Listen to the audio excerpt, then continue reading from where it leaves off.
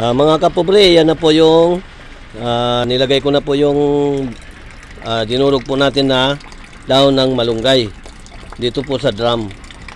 So mga kapobre, mahina po dito ang tubig kapag ganito po rutang hali na, kasi marami na po nagagamit ng tubig, lalo na po Sabado ngayon.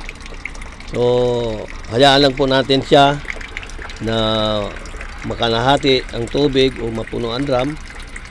So pwede natin muna siyang iwanan para may magawa naman po tayong ibang trabaho o gagawin. So yan po yun po ang paraan na pangdilig natin sa atin mga halaman, gulay. So dahon na dinurog na malunggay. So babad po natin siya. Ako po mga kapobre, isang linggo kung binababad.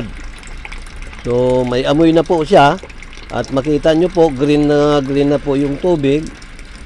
Pwede na po natin i-dilig sa atin mga mag-iba-ibang klaseng gulay na tanim.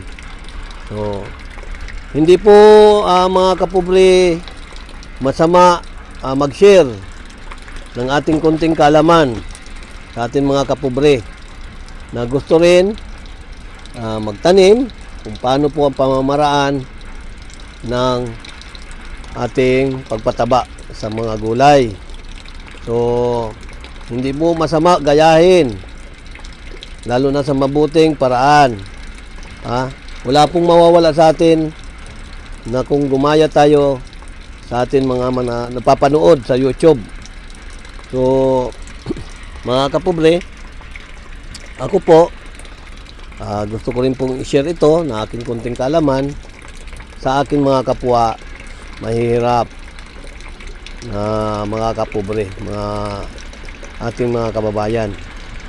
So yun po, na lalo na po yung mga OFW natin na nangangarap na makabili ng lupa, kaya nagtitiis sila sa ibang bansa.